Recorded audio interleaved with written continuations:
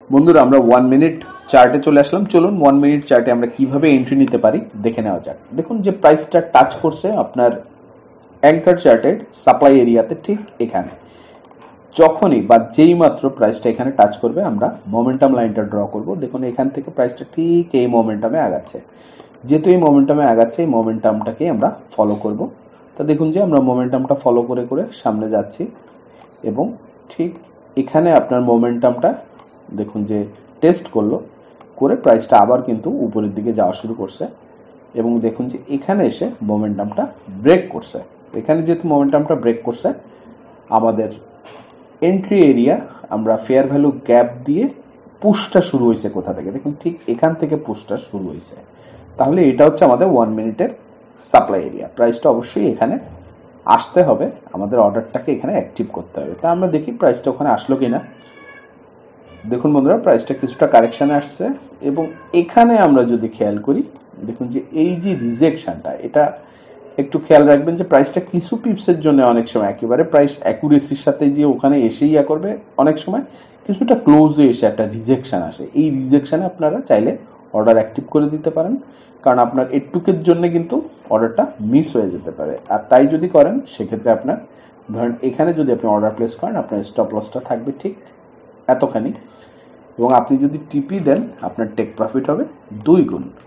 তো 2 গুণ যদি হয় আমাদের টেক প্রফিট এখানে এবং আমাদের স্টপ লসটা ঠিক এখানে। আমরা দেখব প্রাইসটা কি হলো।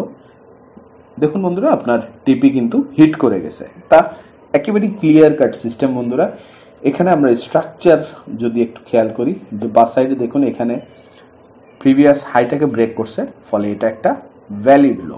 এখানে দেখুন যে প্রিভিয়াস হাই যদি আমরা ধরি এই হাইটা, তা আপনাদের মনে প্রশ্ন আসতে পারে যে ভাইয়া আমরা পরবর্তীতে যখন প্রাইসটা এখানে স্টিফলি উঠছে, এইটাকে আমরা কেন মোমেন্টাম হিসেবে, নতুন একটা মোমেন্টাম হিসেবে নিলাম না? এর কারণ হচ্ছে আমরা যখন টাচ করছি তখন আমাদের যে মোমেন্টাম লাইনটা ছিল এটাই আমাদের বেস মোমেন্টাম লাইন। অর্থাৎ প্রাইসকে যদি আসলেই ব্রেক করতে হয় এই মোমেন্টাম লাইনটা ব্রেক করতে হবে। এর ভিতরে যে স্টিফ, এটা কিন্তু স্ট্রাকচার উইদিন স্ট্রাকচার, মানে স্ট্রাকচারের ভিতরের স্ট্রাকচার এটা। এটা কিন্তু আপনার এখানে যদি আমরা ব্রেকটা ফলো করি, অর্থাৎ এটাকে যদি আমরা আমাদের নতুন মোমেন্টাম লাইন, তাহলে কিন্তু এটা ব্রেক করে গেছে ঠিক এখানে। কিন্তু এই ব্রেকটা যদি আমরা নিই, এটা কিন্তু বড় যে একটা হায়ার ডাইমেনশন, এই হায়ার ডাইমেনশনের ভিতরকার একটা স্ট্রাকচার, ফলে এটার কাজ করার যে প্রবাবিলিটিটা এটা কিন্তু কম। কিন্তু আপনার যদি এই হায়ার ডাইমেনশনের যে স্ট্রাকচারটা, অর্থাৎ এই যে ট্রেন লাইনটা আমরা শুরুতে এই টাচ করার সময় যে আমরা স্ট্রাকচারটা বের করছি, এটা যদি ব্রেক করে, তার মানে আপনার হায়ার ডাইমেনশনের একটা স্ট্রাকচার ব্রেক করলো, যেটার কাজ করার পসিবিলিটি বেশি। ফলে আপনি ইনার যে স্ট্রাকচার এটাকে ধরবেন না। এটা এখানেও হয়, আবার এখানেও কিন্তু একটা স্ট্রাকচার ছিল, কিন্তু এখানে আপনার দেখেন যে এখানে ফেয়ার ভ্যালু গ্যাপ আছে, বাট যখন এই স্ট্রাকচারটা এখানে ব্রেক করছে, ব্রেক করলে এখানে কোনো ফেয়ার ভ্যালু গ্যাপ নেই, এখানে আবার ফেয়ার ভ্যালু গ্যাপ আছে। তো এই এরিয়াতে যদি আপনি এখানে অর্ডার প্লেস করতেন, আপনি কিন্তু 2 গুণ পাচ্ছেন, বাট এটা কিন্তু অত, কারণ এখানে আপনি যদি অর্ডার প্লেস করেন আপনার স্টপ লস হবে ঠিক এর উপরে এখানে। সেক্ষেত্রে আপনি এখান থেকে 1 গুণ এবং এখান থেকে 1 গুণ, আপনি কিন্তু 2 গুণ প্রফিট এখানে নিতে পারতেছেন। কিন্তু আপনি স্ট্রাকচারালি যদি চিন্তা করেন যে আপনার হায়ার ডাইমেনশন স্ট্রাকচারে কিন্তু এখনো ফেরত আসে নাই, 1। 2 হচ্ছে যে আপনার ইনার যে স্ট্রাকচার, এই ইনার স্ট্রাকচার এটা এটা এটা এটা ধরে ও কিন্তু ঠিক এখানে ব্রেকটা করছে। এখানে বেশ ভালো একটা ব্রেক ছিল, এখানে কিন্তু কোনো ফেয়ার ভ্যালু গ্যাপ নাই, এটা একটা কনসিডারেশন। কিন্তু ব্রেক করার পরে যে ফেয়ার ভ্যালু গ্যাপটা হলো, এটা দিয়ে যদি আপনি টার্গেট করেন, তাহলে এখান থেকে দেখুন যে আপনার বেশ বড় একটা রেঞ্জ আছে, যেই রেঞ্জটা কিন্তু কভার করতে যাইতে পারে। যদি যায় এবং আপনি যদি মিস্টেকেনলি অর্ডারটা এখানে প্লেস করে আপনার স্টপ লসটা এত দূর দেন, তাহলে আপনার প্রফিট টার্গেটটার সাথে সামঞ্জস্যপূর্ণ হলো না বিষয়টা। ফলে আমরা কিন্তু এখানে বেশ কিছু বিষয় কমন সেন্স এক্সপিরিয়েন্স কাজে লাগাচ্ছি। এটা খেয়াল রাখবেন যে আমরা হায়ার ডাইমেনশনের যে স্ট্রাকচারটা রয়েছে সেই স্ট্রাকচারটা ফলো করার চেষ্টা করতেছি এবং সেই স্ট্রাকচারটাকে আমরা ব্রেক হতে দিব। আমরা ইনার যে স্ট্রাকচার, আরো যে ভিতরকার যে স্ট্রাকচারগুলো, এগুলো নিয়ে আমরা খুব বেশি আলোচনা করব না, কারণ এখানে আপনি যদি মূল খেয়াল করেন যে এখানে মূলত কি হয়েছে, আপনি দেখেন যে মূলত এখানে প্রাইসটা এভাবে উঠছে, আপনি জিগজ্যাগটা যদি খেয়াল করেন এভাবে নামছে, এভাবে উঠছে, যদি আমরা এই পর্যন্ত নিই এভাবে উঠছে, এবং এটা মূলত এখানে না, এখানে এই পর্যন্ত উঠছে, এবং এটা আবার যখন নামছে এখান থেকে এই পর্যন্ত নামছে, আবার যখন উঠছে আপনার এই পর্যন্ত না, কিন্তু ও কিন্তু উঠছে আপনার এ পর্যন্ত, এবং যখন আবার নামছে তখন কিন্তু এখানে নামছে। তাহলে আপনার অ্যাকচুয়াল যে ব্রেকটা, এই ব্রেকটা দেখেন যে ঠিক এখানে হয়েছে। তার মানে আপনার ভ্যালিড, আমরা একটু আগে দেখে আসছি যে আমার হাই ভাঙতে হবে যদি এটা ভ্যালিড হতে হয়, এই লোটা, তাই এখানে হাই ব্রেক করছে যেহেতু, তাহলে এটা আমার একটা ভ্যালিড লো। আমার এই ভ্যালিড লোটা কিন্তু ব্রেক করছে ঠিক এখানে, ফলে আমাদের এই যে উৎসটা, এটা আমাদের যে সাপ্লাইটা এরিয়াটা বলতেছে, এটা হচ্ছে একটা ভ্যালিড সাপ্লাই এরিয়া, আমার প্রাইসটা এখানে আসতে হবে। এখন আপনারা যদি স্ট্রাকচারের মধ্যের স্ট্রাকচারগুলোকে কাউন্ট করেন, লাইক এখানেও একটা জিগজ্যাগ কিন্তু আপনারা ভিতরে পাচ্ছেন, এখানে একটা জিগজ্যাগ পাচ্ছেন, এখানে আবার এই পর্যন্ত উঠছে, উঠে আবার কারেকশানে আসছে, কারেকশানে এসে আবার উপরে স্ট্রাকচার ভাঙছে, এটা তাহলে ভ্যালিড লো, এখানে ভ্যালিড লো ব্রেক করলো, তাহলে ব্রেক করার পরে এইটা যদি হয় আপনার একটা, দেখুন যে আপনি চাইলে একেবারে নিখুঁত স্ক্যাল্পিং করতে পারতেছেন, এখানে এইটা যদি হয় আপনার লাস্ট একটা সাপ্লাই এরিয়া, যেহেতু এখানে ফেয়ার ভ্যালু গ্যাপও আছে, তাহলে আপনি যদি এখানে অর্ডার প্লেস করতেন, আপনার অর্ডারের, আমরা একটু যদি জুম করি, দেখুন যে আপনি যদি অর্ডার প্লেস করতেন এইখানে, আপনার স্টপ লসটা থাকতো ঠিক এর উপরে, হয়তো 1-2 পিপস উপরে আপনি দিতেন, সেক্ষেত্রে হয়তো এই টাচটা থেকে আপনি রেহাই পেতেন, বাট খুব গায়ে গায়ে দিলে আপনাকে ধরে ফেলতো, অথবা আপনি বা সাইডের যদি এই যে হাইটা আছে এই হাইয়ের উপরে রাখতেন, তাহলে একটু সেফ ছিল।